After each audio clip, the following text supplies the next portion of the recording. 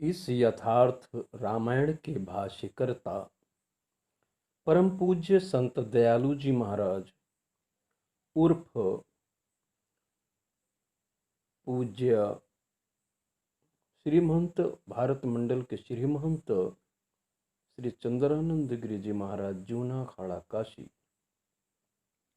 सौजन्य से भारतीय गौरक्षा संघ सारनाथ काशी कैंप कार्यालय संत दयालु तपोभूमि प्रेमपुर कछार कल्याणपुर कानपुर उत्तर प्रदेश भारत। प्रवक्ता पूज्य महंत श्री रोशन गुरु जी महाराज चंद्रेश्वर महादेव मंदिर परमहंस आश्रम ग्राम चिखली तालुका बसमत जिला हिंगोली महाराष्ट्र भारत की तरफ से आप सभी मानस श्रद्धालु एवं भक्तों व साधकों को हमारी तरफ से हार्दिक अभिनंदन व सभी प्रिय साधकों को श्रद्धालुओं को ओम नमो नारायणाय। प्रिय साधकों, हमने पिछले भाग में बताया था कि माता सती अपने पिता दक्ष के यहाँ यज्ञ में शामिल होने के लिए जाती हैं। दक्ष का यज्ञ अर्थात प्रिय साधकों प्राणायाम योग क्रिया का फलस्वरूप तो वहां जाती हैं। तो वहां पर अपने पति का आसन न पाकर जो आत्मज्योति शिव हैं यानी आत्म प्रकाश भगवान विष्णु और आत्म शब्द अर्थात ब्रह्म शब्द जो ब्रह्मा जी हैं, तीनों का आसन न पाकर वहां उन्होंने तीनों का अपमान समझकर पंचमहाभूत विशेष शक्ति सती जी ने अपने शरीर को नष्ट कर दिया। अब इसके आगे कि हम कथा आप लोगों को बताएंगे, सो इस भाग में सुने। श्रोताओ, हम प्रारंभ करते हैं। भय जग विदिति दक्ष गति सोई, अजसी कछु शंभु विमुख कय होई। यह इतिहास सकल जग जानी, ताते मय संक्षेप बखानी।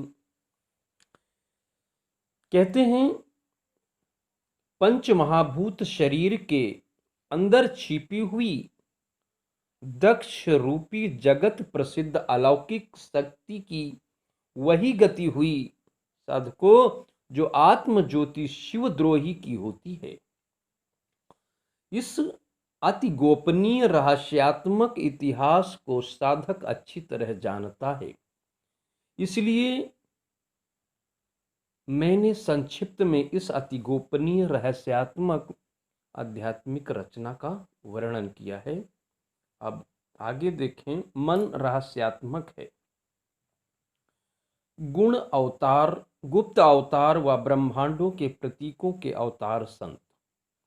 इस मानस देह में साधकों मन के अंतरिक्ष में एक दो ब्रह्मांड नहीं, उन ब्रह्मांडों के प्रतीक भी अनंत हैं और वे प्रतीक समय समय पर साकार अर्थात मनुष्य देह में भी होते हैं, जैसे सूर्य, चंद्रमा, तारा, आकाश, वायु, जल, अग्नि, प्रकाश, ज्योति, शब्द, बादल की गर्जना, आवाज, बादल की चमक, झनकार आदि। कुछ अवतारों के संकेत नीचे दिए जा रहे हैं। संत कबीर साहब कबीर बीजक नामक ग्रंथ में आया है कि काशी में लहर तारा के पास रात्रि के समय एक प्रकाश का पुंज गिरा, आत्म प्रकाश, और सुबह वहां देखा गया कि एक अति सुंदर बालक मिला जिनका नाम भविष्य में संत कबीर साहब पड़ा। विस्तार के लिए कबीर बीजक ग्रंथ में देखना चाहिए। प्रिय साधकों, दूसरा बताते हैं सूर सूर तुलसी शशि उड़गन केशव दास। कहा जाता है कि सूरदास जी सूर्य के समान, तुलसी चंद्रमा के समान एवं केशवदास जी जुगनू के समान हैं। जब साधक मानस अर्थात मानसिक शरीर में पहुंचते हैं तो उन्हें ब्रह्मांड के अनेक प्रकार प्रतीक दिखाई देते हैं। उन प्रतीकों के पास जब कोई साधक पहुंचता है तो वह उस ब्रह्मांड के प्रतीकों के अंदर प्रवेश कर जाता है और वाह प्रतीक के रूप में बदल जाता है। और इन ब्रह्मांडों के प्रतीकों में कुछ प्रधान प्रतीक हैं, जैसे आत्म प्रकाश भगवान विष्णु सतोगुण पालन करता, और दूसरे आत्म ज्योति भगवान शिव तमोगुण संसार की उत्पत्ति एवं विनाश करता। आत्म शब्द व या ब्रह्म शब्द भगवान ब्रह्मा रजोगुण संसार की रचना करता व ब्रह्मांड के प्रत्येक प्रतीकों में से प्रधान प्रतीक हैं, अर्थात देवताओं में श्रेष्ठ हैं। जब संसार में वेद विपरीत मत, वेद विपरीत धर्म की स्थापना हो जाती है तो विशेष कार्य करने के लिए ये विशेष अवतार कभी भी होने में सक्षम हैं या होते हैं और वेद सम्मत धर्म की स्थापना करते हैं। याज्ञवल्क्य जी कहते हैं, भरद्वाज जी, मैं आत्म प्रकाश राम भगवान विष्णु जी के गुणों की कथा कहता हूं, तुम आदर से सुनो। आत्म प्रकाश हरि के प्रेम भाव रूपी जय विजय दो द्वारपाल हैं।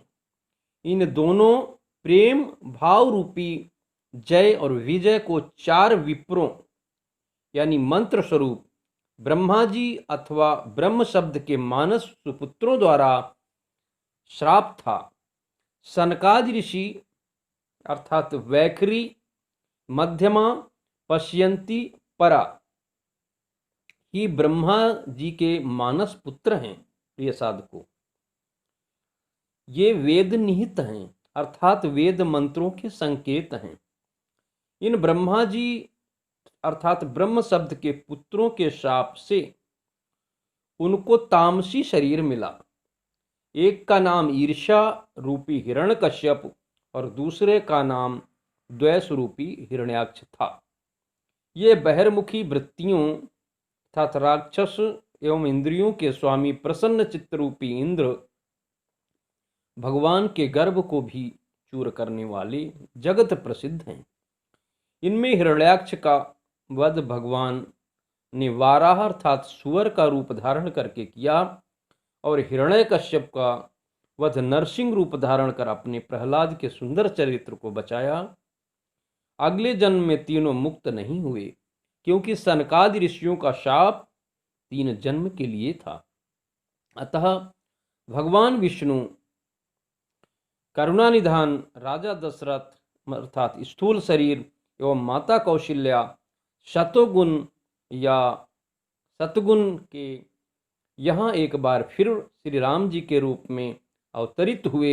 उस कल्प में रावण, कुंभकर्ण आदि राक्षसों को मारकर उन्हें अपना परम पद दिया। श्रोताओं साधकों, अगला हम बालकांड में चलते हैं।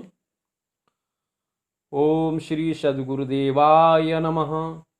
आत्मचरित्रमानस यथार्थ रामायण परमहंस कृत बालकांड श्री सद्गुरु परमहंस गायत्री।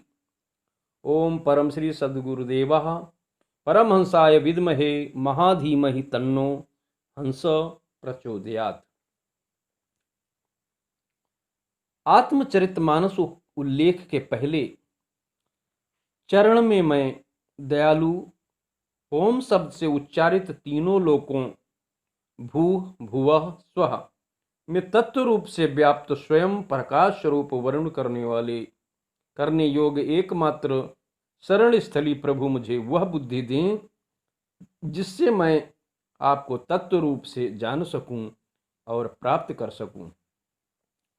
आप सब देवों के देव, गुरुओं के गुरु, परम गुरु या परम शब्द परम सत्य का बोध कराने वाले अजन्मा शाश्वत सनातन और अविनाशी स्वरूप तथा मन बुद्धि एवं जीव से परे परमात्मा स्वरूप अपने सद्गुरुदेव परमहंस नागा स्वामी जी को मैं नमस्कार करता हूँ।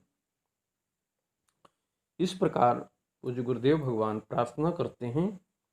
आगे आत्मचरितमानस गायत्री कहते हैं, ओम ब्रह्म ज्येष्ठ ज्योति मुक्तोयम धीमहि तन्नो आत्मचरितमानसो प्रचोदयात्। जो सत्य के द्वारा ऊपर तपता है,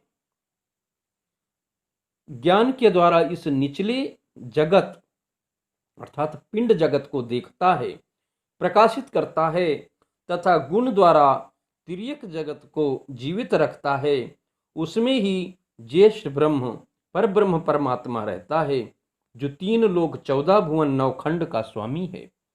वही एकमात्र प्रभु का प्रभु है।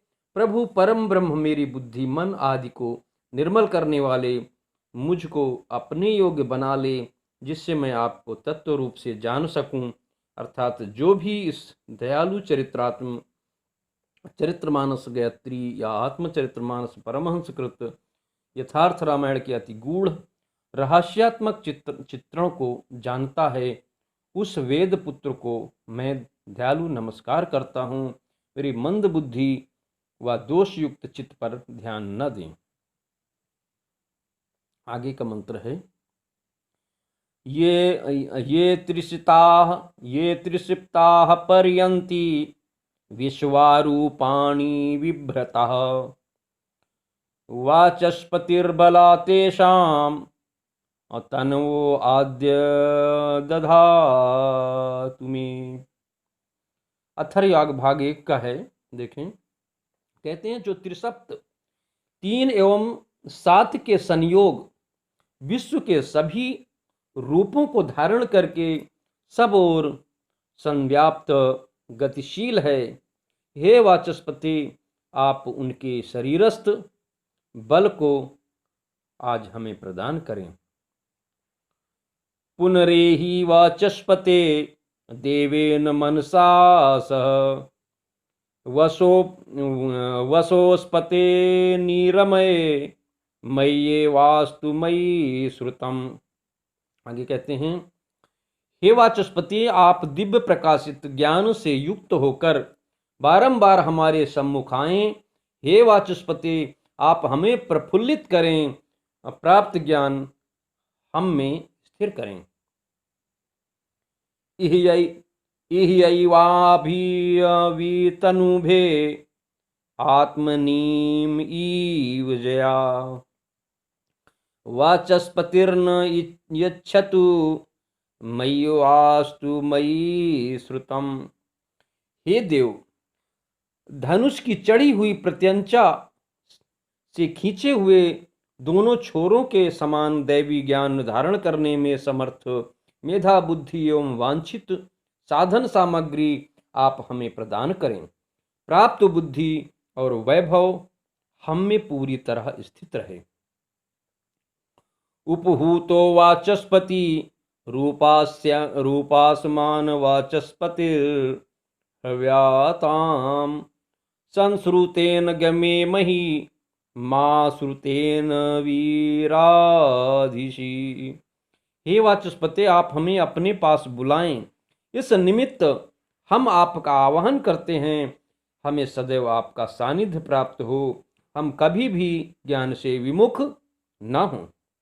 अतः अब मैं पतित को पावन करने वाली आत्म प्रकाश श्री राम जी की जन्म लीला का वर्णन करता हूं, तो कृपया प्रिय साधको मन लगाकर सुने। श्री भगवान राम का जन्म अवतार लीला का वर्णन। त्रेता युग पश्यंत रूपी युग में एक बहुत बड़े धर्मात्मा राजा चक्रवर्ती सम्राट साधक का शरीर रूपी दशरथ हुए। महाराजा दशरथ के पूर्वजों में भी एक से एक धर्मात्मा राजा हो चुके थे, जैसे राजा सुदास, महाराज मुचकुंद, मानधाता, हरिश्चंद्र, सगर, भगीरथ, दिलीप, अज, रघु। महाराज रघु भी बहुत उच्च कोटि के धर्मात्मा राजा हुए हैं, जिनके नाम से रघुवंश चला। इसी रघुवंश सूर्यवंश में महाराजा दशरथ हुए हैं। महाराजा चक्रवर्ती दशरथ धर्मपरायण, स्थूल शरीर की 3 रानियां सत रज तम थीं। कौशल्या सतोगुण, कैकेयी रजोगुण, सुमित्रा तमोगुण। प्रसाद को ये शरीर के 3 गुण हैं। स्थूल शरीर के, हर किसी के स्थूल शरीर में 3 गुण पाए जाते हैं। कौशल्या तमोगुण के श्री राम, ज्ञान या आत्म प्रकाश। कैकेयी रजोगुण के भरत, विवेक। और सौमित्रा तमोगुण से लक्ष्मण एवं शत्रुघ्न, वैराग्य एवं सत्संग रूपी 4 सुपुत्र क्रमशः रानियों के यहां जन्म लिए। चूंकि पृथ्वी अर्थात शरीर पर मोह रावण का अत्याचार बहुत विस्तृत रूप से फैल चुका था, धरती माता स्थूल शरीर इस अत्याचार को सह न सकी, तो देवता मुनि गंधर्व अर्थात अंतर्मुखी वृत्ति नियंत्रित मन मुनि अनाहत झनकार गंधर्व के साथ ब्रह्म शब्द के पास गए। तब भगवान ने कहा, मैं बहुत जल्दी माता कौशल्या अर्थात सतोगुण से अवतरित होऊंगा, अतः आप सब देवता भू म्हणजे पृथ्वी पर वानर भालू आदि के रूप में प्रकट हो जाओ। तब क्रमशः शिव जी हनुमान रूप में रुद्रावतार अर्थात अनाहत झनकार, सुरत सुग्रीव, अनुराग अंगद, जीव विभीषण, विवेक भरत, वैराग्य लक्ष्मण जी, अनि सीता विदेह जनक के यहाँ जगत जननी रूप में अवतरित हुई। अतः सुंदर समय आने पर भगवान विष्णु आत्म प्रकाश माता कौशल्या यानी सतोगुण के यहाँ से जन्म लिए। अब क्रमशः विवेक भरत, वैराग्य लक्ष्मण, सत्संग रूपी शत्रुघ्न अपनी अपनी पतित पावनी माताओं से जन्म लिए। भय प्रकट कृपाला दीन दयाला कवशिल्या हितकारी, हर्षित महतारी मुनि मनहारी अद्भुत रूप विचारी। कहते हैं, यह चरित्र जो गावें हरिपद पावें, ते न परै भवकूपा।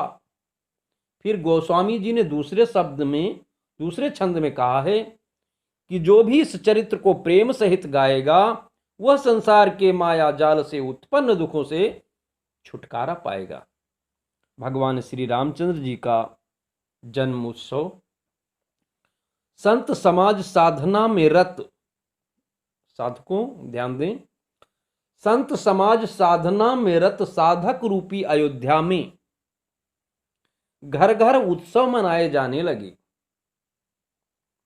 भगवान के दर्शन पाने को सूर्य नारायण भी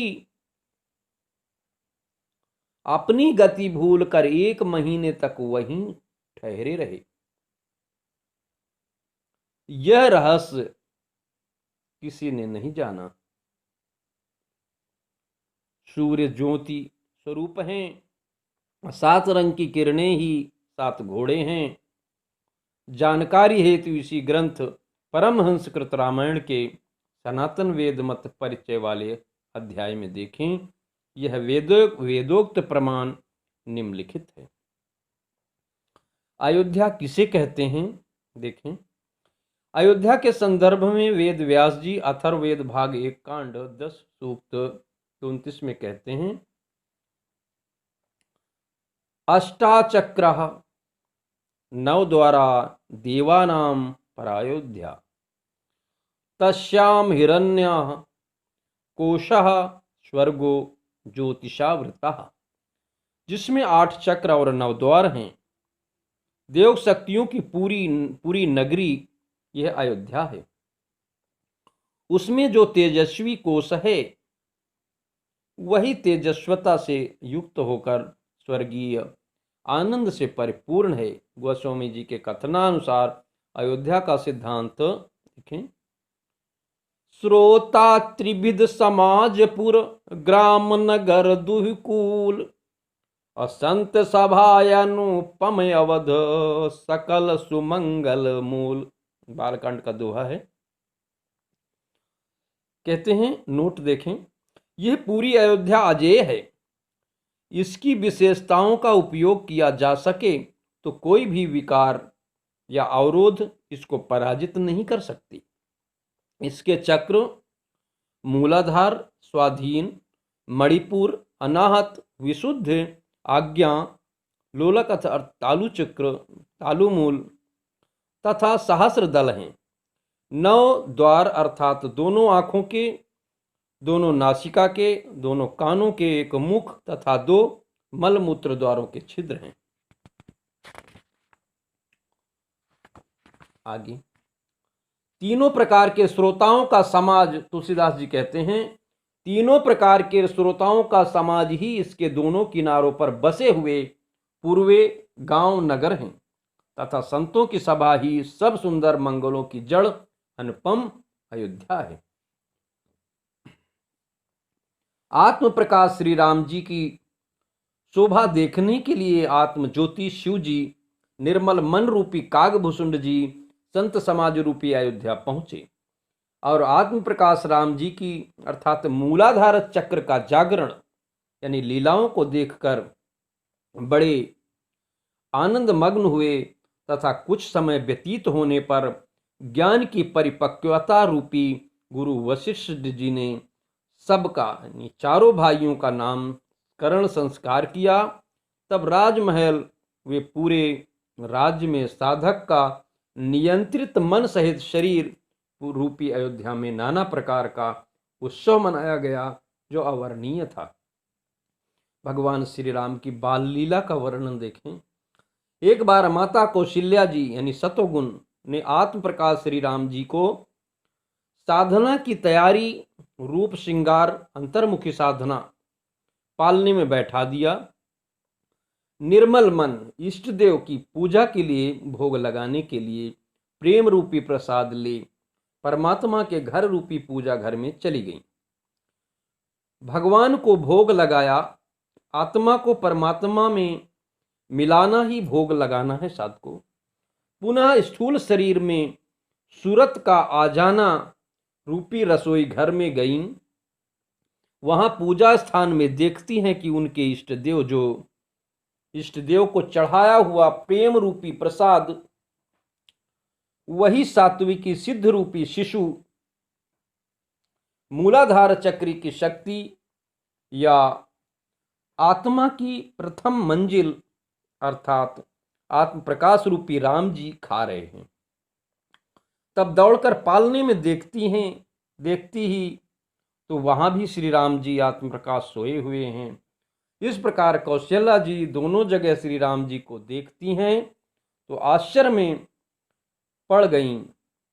इस बात पर भगवान श्री राम जी मुस्कुरा दिए और माता सतोगुण को अपना विराट रूप दिखाया जिनके रोम रोम में करोड़ों ब्रह्मांड बने हैं। नोट देखें। अफसोस है कि आज हम संत सदग्रंथ एवं वेदों के विपरीत बहिर्मुखी होने के कारण ही दुखी हैं। धर्म वेद एवं संतों के गर्भित छुपा हुआ रहस्य से विपरीत होना ही वेद विपरीत होना है तथा वेद विपरीत से विनाश ही संभव है न कि विकास। आगे बताते हैं। भगवान राम ने सतोगुण को अपना विराट रूप दिखाया जिनके रोम रोम में करोड़ों ब्रह्मांड बने हैं। अनगिनत सूर्य चंद्रमा शिव ब्रह्मा पर्वत नदियाँ समुद्र पृथ्वी वन काल वर्ण गुण जीव जंतु वनस्पति और सारे पदार्थ जो कभी देखे सुने नहीं, इस प्रकार बलवती माया को देखा तो माता सद्गुणी बुद्धि हैरान हो विनती करने लगी। कौशल्या जी हाथ जोड़कर विनय करती हैं, हे प्रभु, मुझे आपकी बलवती माया जो मन माया से अगोचर है, वही कौशल्या के आंगन में ठुमक ठुमक के चलकर माता पिता को बाल लीला का आनंद दे रहे हैं। भगवान की बाल रूपी दूसरी लीला देखने के लिए निर्मल मन रूपी कागभुसुंड जी संत समाज रूपी अयोध्या में अवतार लेते हैं। वहां आत्म प्रकाश रूपी राम जी वहां का जन्म महोत्सव देखते हैं और उनकी शिशु लीला भी देखते हैं। उनके साथ साथ उड़ते और आंगन में उनकी जूठन रोटी का टुकड़ा रूपी फल को पाते हैं और उठाकर खाते हैं। निर्मल मन रूपी कागभूषुंड जी कहते हैं, मुझे देखकर किलकारी यानी तीव्र तेजपुंज मारते हैं और मुझे पकड़ने दौड़ते हैं। जब मैं भागता हूं तो मुझे पुआ यानी रिद्धि सिद्धि का लालच दिखाते हैं। जब मैं उनका चरण अर्थात प्रकाश की अंतरिक्ष किरण स्पर्श करने पास जाता हूं तो वो मुझे देख भाग जाते हैं। साधारण बच्चों जैसी यह लीला देख मुझे शंका होती है कि प्रभु ये कौन सी लीला है। जब मुझे भ्रम से चकित देखा तो वे हंस दिए, अर्थात दिव्य यह तीव्र तेजपुंज प्रकट हुआ। उनके हंसते ही तुरंत मैं उनके मुख प्रकाश के अंदर चला गया। प्रकाश में प्रविष्ट हो जाना ही साधक के लिए संकेत किया गया है, जिसकी लीला अब आगे देखें। मैं और क्या देखा कि उनके पेट में बहुत से ब्रह्मांडों के समूह देखे। उनके विचित्र लोक जिनकी रचना एक से बढ़कर एक थी। करोड़ों ब्रह्मा जी, शिव जी, अनगिनत तारागण, सूर्य और चंद्रमा, अनगिनत लोकपाल, यम और काल, अनगिनत विशाल पर्वत और भूमि, असंख्य समुद्र, नदी, तालाब और वन तथा और भी नाना प्रकार की सृष्टि का विस्तार देखा। तुरंत मुनि, सिद्ध, नाग, मनुष्य, किन्नर तथा चारों प्रकार के जड़ और चेतन जीव देखे। यह सारी अद्भुत सृष्टि मैंने देखी। प्रत्येक ब्रह्मांड में भिन्न भिन्न ब्रह्मा, विष्णु, शिव जी, दिक्पाल, मनुष्य, गंधर्व, पशु, पक्षी और अनेकों अनुपम वस्तुएं देखी। प्रत्येक ब्रह्मांड में आत्म प्रकाश रूपी राम जी का अवतार और उनकी अपार बाल लीलाएं देखी। पर सुजान माया के स्वामी प्रभु आत्मा रूपी श्री रामचंद्र जी का दूसरा शरीर नहीं देखा। यह सब मैं 2 ही घड़ी में देख लिया। उनके हंसते दिव्य तीव्र तेज पुंज ही मैं मुंह से बाहर आ गया और प्रभु ने आशीर्वाद यानी ईश्वर गुरु कृपा कर दिया कि माया से उत्पन्न यह सारा संसार तुझे नहीं व्यापेगा। मुझे ही ब्रह्म जान, मेरा भजन नित्य करते रहना। जो ही सब भाई आत्म प्रकाश रूपी श्री राम, वैराग्य रूपी लक्ष्मण, विवेक रूप भरत, सत्संग रूप शत्रुघ्न, कुमारावस्था के हुए गुरु वशिष्ठ जी ने चारों का यह गोपीत संस्कार किया और रघुनाथ जी भाइयों सहित गुरु जी के घर विद्या सीखने चले गए। चारों वेद आत्म प्रकाश में ज्योतिष्मान अनंत लक्षणात्मक एवं आयतनकार ब्रह्म ही 4 वेद हैं, जिसके स्वाभाविक श्वास हैं। ऐसे ज्ञान रूपी वशिष्ठ जी के यहाँ भगवान श्री राम पढ़ने गए। यह बड़ा कौतुक है। फिर भी श्री रघुनाथ जी को तो मनुष्य लीला स्थूल देह में आना या जागृत होना करनी ही थी। समाज के सामने मनुष्य जीवन का आदर्श स्थापित करना था। प्रत्येक व्यक्ति का यह गोपीत कराकर मनुष्य को पहले धार्मिक शिक्षा देनी चाहिए, बाद में समाज और देश की आवश्यकता के अनुसार हर प्रकार की शिक्षा होनी चाहिए। भगवान श्री राम जी के जीवन से यह सीखते हैं कि प्रातः काल उठकर माता पिता को प्रणाम करो और पिता की आज्ञा लेकर सब काम करो। इससे बड़ों की इज्जत करना और उनका आशीर्वाद प्राप्त करना, जिससे सब कार्यों में सफलता मिलती है। इस प्रकार श्री राम जी और अनेक अनुपम चरित्र करते हैं एवं मर्यादा कायम करते हैं। उसी समय श्री विश्वामित्र जी का आगमन होता है। अभी किशोरावस्था आई ही थी कि जीव आत्मा रूपी विश्वामित्र इनको आत्म प्रकाश रूपी श्री राम जी बैराग रूपी लक्ष्मण जी को बुलाने आ गए। उस समय मोह मान मद रूपी वन स्थूल शरीर रूपी मुनियों को पंच महाभूत का विभिन्न प्रकार का बाहरमुखी विषय रूपी राक्षसों का समुदाय यज्ञ तप जप रूगी रूपी आत्म साधन से बड़ी बाधा डालने लगते थे। ममता रूपी मारीच, लालच रूपी सुबाहु, मोह रूपी रावण के आदेश से बड़ा आतंक फैला रहे थे। उनके अत्याचार से प्रिय साधकों, यहीं तक हम अपनी वाणी को विराम देते हैं। फिर अगला भाग अगले उसमें बताएंगे साधना। ओम नमो नारायण।